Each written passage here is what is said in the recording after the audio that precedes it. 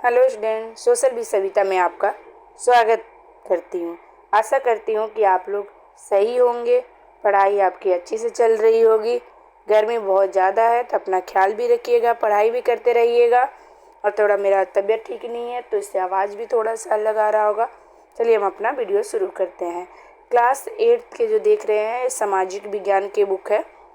अच्छा, 8 के जो है चैप्टर 1 कैसे और कब और कहाँ।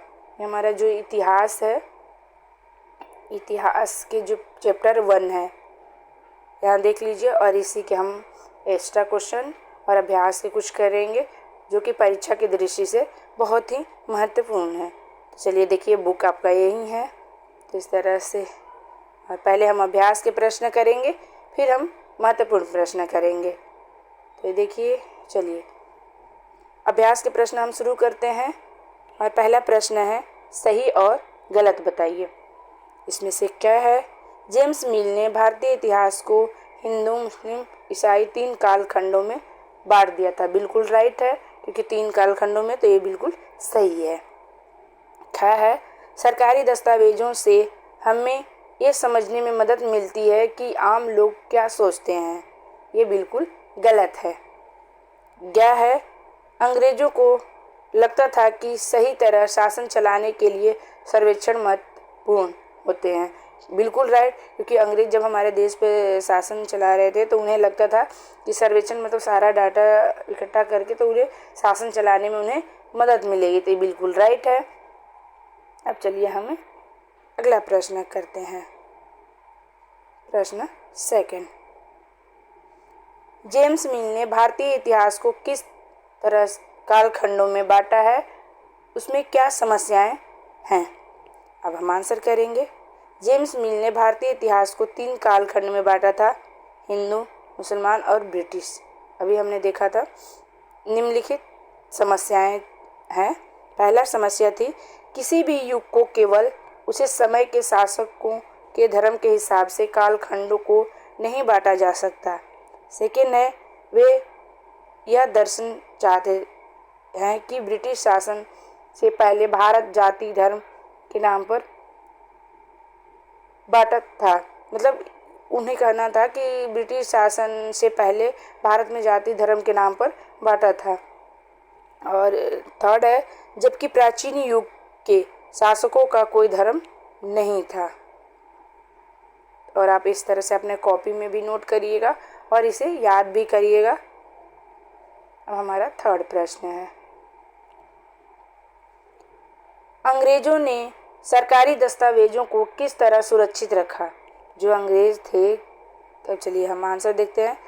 अंग्रेजों ने सरकारी दस्तावेजों को निम्नलिखित प्रकार से सुरक्षित रखा।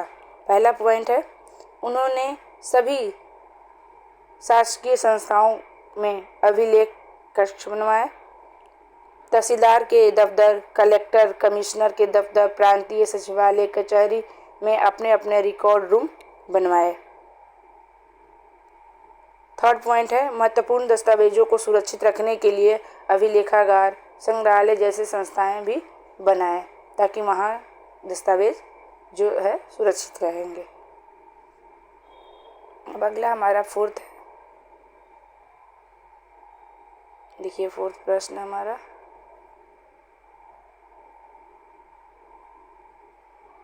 इतिहासकार पुराने अखबारों से जो जानकारियाँ जुटाते हैं वह पुलिस की रिपोर्ट में उपलब्ध जानकारी से किस तरह अलग होती थी? ध्यान से देखिए, पुरानों अखबारों से इतिहासकार जो जानकारियाँ प्राप्त करते हैं वह सही और विस्तृत होती है। यह संवाददाताओं द्वारा निष्पक्ष रूप से इकट्ठा की गई होती है, जबकि पुलिस रिपोर्ट के पक्षपातपूर्ण होने की संभावना होती थी, क्योंकि पुलिस रिपोर्ट सरकार की सोच, वरिष्ठ अधिकारियों के दबाव तथा जांच अधिकारियों के व्यक्तित्व पर निर्भर होता था कि वो किस तरह की रिपोर्ट बनाते हैं। अब अगला प्रश्न हमारा है, देखिए प्रश्न 5वां, क्या आप आज की दुनिया के कुछ सर्वेक्षण का उदाहरण दे सकते हैं? सोच कर देखिए कि खिलौने बनाने वाले कंपनियों को यह पता कैसे चलता है कि बच्चे किन चीज़ों को ज़्यादा पसंद करते हैं, या सरकार को कैसे पता चलता है कि स्कूल में बच्चों की संख्या कितनी है? इतिहास ऐसे सर्वेक्षणों से क्या हासिल कर सकता है? अब यहाँ देखिए आंसर। सर्वेक्षणों से के कुछ निम्नलिखित उदाहरण हैं।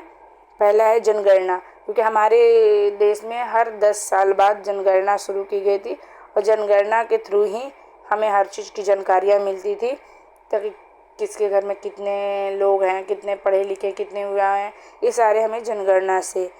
राज्य सर्वेक्षण, वनस्पति सर्वेक्षण मतलब कितने वनस्पति जगत हैं, कितने हैं। पुरातात्विक संरक्षण, तो ये सारे सर्वेक्षण मतलब से ही हमें पता चलता था कि हमारे देश में क्या क्या चीज़ें हैं, कैसी व्यवस्थाएं हैं। खिलौना बनाने वाली कंपनियां भी सर्वेक्षण के माध्यम से बच्चों की पसंद पता लगाती थी कि मतलब आजकल बच्चे कौन से खिलौने से खेल रहे हैं, तो इस तरह से खिलौना बनाने वाली कंपनियां भी सर्वेक्षण के माध्यम से ही पता लगाती थी। सरकार सर्वेक्षण के आधार पर स्कूल के बच्चों की संख्या पता लगाती थी। अगला इसी में है, देखिए ये तो हो गया। और खिलौने वाले सर्वेक्षण, सरकार सर्वेक्षण के आधार पर स्कूल के बच्चों की संख्या पता लगाती। और अगला है इतिहासकार सर्वेक्षणों को विभिन्न जानकारी इकट्ठा करते हैं और इसे उन समाज के महत्वपूर्ण विषयों पर लिखने में सहायता मिलती है। मतलब ये सर्वेक्षण जो होता था उसे जिसे सर्वे कहा जाता है, कि हर चीज़ जैसे आपसे कोई सर्वे किया गया, आपसे पूछा गया कि आप कितने पढ़े लिखे हैं, आपके घर में कितने लोग हैं, इसे सर्वेक्षण कहते हैं। अब अगला हमारा कुछ महत्वपूर्ण प्रश्न है जो परीक्षा की दृष्टि से बहुत ही हेल्पफुल है, बहुत ही महत्वपूर्ण है, इसे भी करिएगा। चलिए हम शुरू करते हैं। अब महत्वपूर्ण प्रश्न है, तो पहला प्रश्न हो गया, इतिहास के अध्ययन को विभिन्न खंडों में क्यों विभाजित किया जाता है? आंसर है इतिहास के अंतर्गत अनेक विषयों को अतीत से जुड़े हैं। यह अध्ययन किया जाता है कि इतने विशाल अध्ययन को सरल और रोचक बनाने के लिए अनेक को विभाजित किया जाता है। पहला पॉइंट है, ऐसे इसलिए किया जाता है ताकि हर अध्याय में कुछ समझ रहे होंगे। अगला है, इस प्रकार के विभाजन से हमें एक निर्धारित समय और विस्तृत पूर्वक अध्ययन करने में सफल होते हैं। अगला प्रश्न हमारा सेकंड है, औपनिवेशीकरण क्या होता है? संक्षेप में मतलब शॉर्ट में। आंसर देखिए, जब एक देश पर दूसरे देश के दबदबे इस तरह राजनीतिक, आर्थिक, सामाजिक, सांस्कृतिक बदलाव आते हैं तो इसे प्रक्रिया को औपनिवेशीकरण कहा जाता है। अगला प्रश्न है,